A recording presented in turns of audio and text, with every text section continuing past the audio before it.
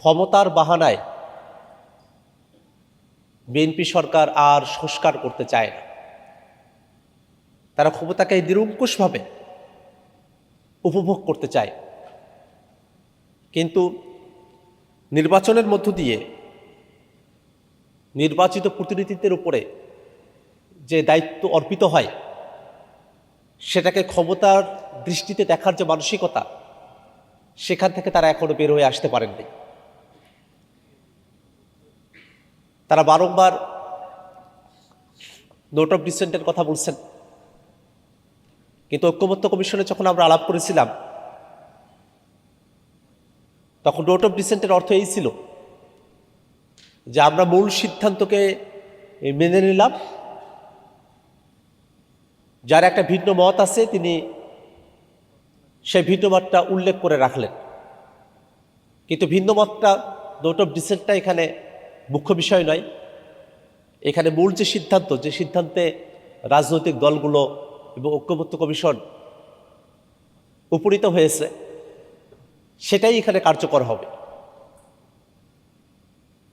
একটা বিষয় এ কারণে বলে রাখা প্রয়োজন যে গণভোট হয়ে যাওয়ার পরে বিএনপি কোন বিষয়ে রাজি বা কোন বিষয়ে নারাজি নিমরাজি সেটার মুখ্য বিষয় হতে পারে না। সেই গণভোটের বিষয়গুলোর দিকে একটু তাকিয়ে দেখি। তারা বলছে যে 4টা কোশ্চেনের মধ্যে 3.5টা কোশ্চেনে তাদের আপত্তি নাই, আধাটা কোশ্চেনে তাদের আপত্তি। আমরা আসলে ক্লিয়ার হতে চাই যে গণভোটের কোন আধাটা বিষয়ে আপনাদের আপত্তি ছিল, কারণ গণভোটের প্রশ্নগুলোতে খুবই স্পষ্ট করে বলা ছিল যে একটা উচ্চকক্ষ হবে ভোটের পিয়ার অনুযায়ী, তত্ত্বাবধায়ক সরকার হবে নতুন একটা ফর্মুলা অনুযায়ী, আর সাংবিধানিক প্রতিষ্ঠানগুলোতে নিয়োগ হবে একটা নিরপেক্ষ বডির মধ্য দিয়ে। যে বিষয়গুলোতে আমরা সবাই একমত, এরকম 30টি বিষয় সেখানে উল্লেখ করা ছিল। আর কিছু বিষয় ছিল যেগুলো রাজনৈতিক দলগুলো তাদের ইশতেহার অনুযায়ী সেগুলোকে বাস্তবায়ন করতে পারবে। আমরা বিএনপির সাথে এই ডিবেটটাও করতে চাই আবারও,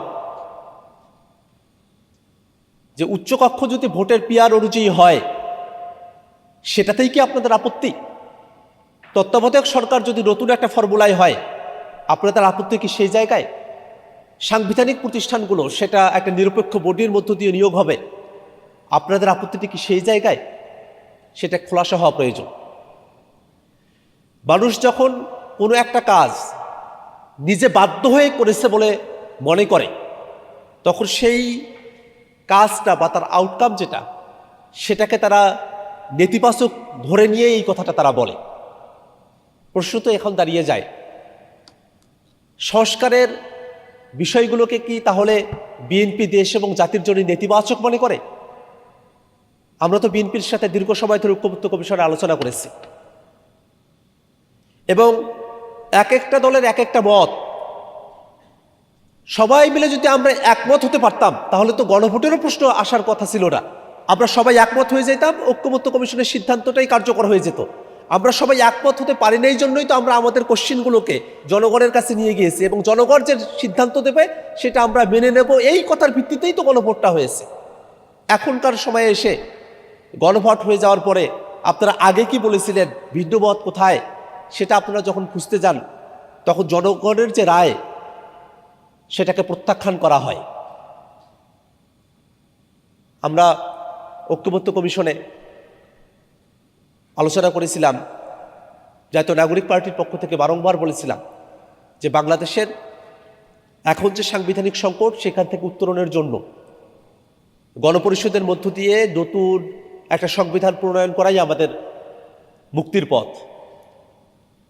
বিএনপি বারংবার বলেছে সংসদের মধ্য দিয়েই এই সংবিধানের বিষয়গুলোকে সুরাহা করতে হবে, এবং যখন দেখা গেল ঐক্যমত্য কমিশনের আলোচনা সেটা রেকর্ডেড, যে সংবিধানের সাথে সম্পর্কিত বিষয়গুলো বেসিক স্ট্রাকচারকে ভায়োলেট করে যায়, বিদ্যমান যে বেসিক স্ট্রাকচার তার সঙ্গে সাযুজ্যপূর্ণ হয় না, আমরা অনেক দূর এগিয়ে যাওয়ার কথা বলছি, তখনই প্রশ্নটা এসেছিল যে শুধু কি সংশোধনের মধ্য দিয়ে সংবিধানের সাথে সম্পর্কিত বিষয়গুলোকে টেকসই করা সম্ভব, সে সময়টাতেই সংসদের মাধ্যমে সংশোধনী আর গণপরিষদের মাধ্যমে নতুন সংবিধান এর মাঝামাঝি একটা আইডিয়ার ব্যাপারে আমরা একমত হই। সেটাই ছিল সংবিধান সংস্কার পরিষদ। অর্থাৎ একটা গণপরিষদের যেমন একচ্ছত্র এবং নিরঙ্কুশ একটা ক্ষমতা থাকে একটা নতুন সংবিধান প্রণয়নের ক্ষেত্রে, তেমনটাও না। আবার সংবিধান সংশোধনী করার যে লিমিটেড ক্ষমতা থাকে সংসদের, সেটাও না। একটা মাঝামাঝি জায়গায় যেখানে রাজনৈতিক দলগুলোর ঐকমত্যতা আছে, জনগণের রায় আছে, সে বিষয়গুলোকে আমরা নতুন করে আমাদের সংবিধানে অন্তর্ভুক্ত করব সংবিধান সংস্কার পরিষদের মধ্য দিয়ে। এবং এই সংবিধান সংস্কার পরিষদের জন্য আলাদা কোনো প্রতিনিধিদের ব্যবস্থা না। যারা সারা দেশ থেকে জাতীয় সংসদের জন্য নির্বাচিত হবে তারাই সংবিধান সংস্কার পরিষদের সদস্য হবেন। যে কথাটা বিএনপি তখন বলতো যে সংসদের মধ্য দিয়েই পরিবর্তনটা সংবিধানের বিষয়গুলোকে সুরাহা করা, আমরা তো ঠিক একই কথাটার উপরে এখনো আছি। সংবিধান সংস্কার পরিষদে যারা সদস্য তারা তো সংসদ সদস্যই, অর্থাৎ সংসদের ভিতরেই আমরা আছি, কিন্তু আমরা ফোরামটাকে আলাদা করতে বলছি যাতে করে সংবিধানের সাথে সম্পর্কিত বিষয়গুলোকে আমরা টেকসইভাবে আমাদের সংবিধানে অন্তর্ভুক্ত করতে পারি। সেখানে আর ভবিষ্যতে আমাদেরকে কোনো আইনগত এবং হাইকোর্টে গিয়ে ঝুঁকির মুখে পড়ার মতো পরিবেশ আমাদেরকে পড়তে না হয়। খুবই সিম্পল একটা আলাপ ছিল, কিন্তু সেখান থেকে তারা দূরে সরে এসেছেন। আমরা এই কথাটা এই কারণে বলি যে ক্ষমতায় আসার আগে নির্বাচনের সময়টাতে আপনারা গণভোটে হ্যাঁয়ের কথা বলেছিলেন, কারণ আপনারা জানতেন যে তখন গণভোটে যদি আপনারা ন্যায়ের পক্ষে অবস্থান নিতেন, জনগণও আপনাদের বিপক্ষে চলে যেত। সে জনগণ তো ভোটের পরে তারা নিষ্ক্রিয় হয়ে গেছে, ব্যাপারটা এমন না। এবং শুধুমাত্র নির্বাচনের মধ্য দিয়েই বা 5 বছর অপেক্ষা করেই তারপরেই অনেক কিছু হবে, বিষয়টা তো এমনও না। বাংলাদেশের জনগণ তারা তো এই জিনিসগুলো দেখভাল করছে, তারা তো খেয়াল রাখছে, এবং তারা সকলে প্রত্যাশা করছে যে বিএনপি সরকার তারা জনগণের প্রতিকৃত যে ওয়াদা, সে ওয়াদাটা তারা পালন করবে। আমরা যেহেতু আজকে সারাটা দিন আলোচনা করব,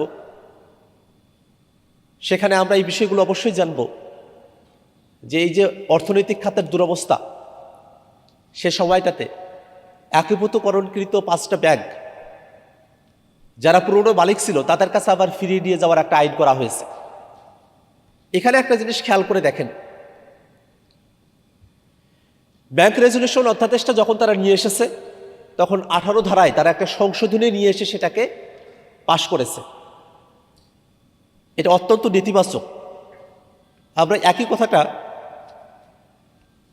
মানবাধিকার কমিশনের ব্যাপারে, দুদকের ব্যাপারে, পুলিশ কমিশনের ব্যাপারে, গুম অধ্যাদেশের ব্যাপারে, সুপ্রিম কোর্ট সচিবালয়ের ব্যাপারে যে অধ্যাদেশগুলো আছে সে ব্যাপারে আমরা তাদেরকে বলেছিলাম। আপনারা তো বারংবার বলছেন যে এখানে এই আইনগুলোতে ত্রুটি আছে, আপনারা সেই ত্রুটিগুলোকে বাদ রেখে আপনারা সুন্দর একটা আইন প্রণয়ন করতে চান।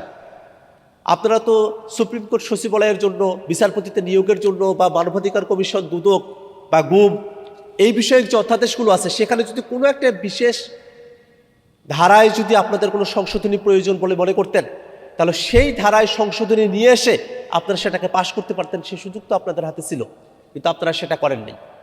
এখন আমরা শুধু এতটুকুই বলবো যে সামনের দিনে আমরা দেখতে চাই যে আপনারা আসলে কত ভালো আইন আপনারা নিয়ে আসেন। আমরা সেটা দেখার অপেক্ষায় থাকব। সেটা শুধু আমরা না, বাংলাদেশের আপামর জনতা সেটা দেখার অপেক্ষায় আছে। আমরা সারাতের দিনে আলোচনা শুনব, সে আলোচনায় আপনাদেরকে ধৈর্য সহকারে আলোচনাগুলো শোনা, কন্ট্রিবিউট করা, এবং জনতার যে রায়, গণভোটের রায়, তার অন্যথা যেন বাংলাদেশে না হয় সেজন্য সতর্ক থাকার আহ্বান জানিয়ে আপনাদের সকলকে ধন্যবাদ জানিয়ে আজকের একেবারে শুরু সেশনের সমাপ্তি ঘোষণা করছি। ধন্যবাদ সকলকে। আসসালামু আলাইকুম।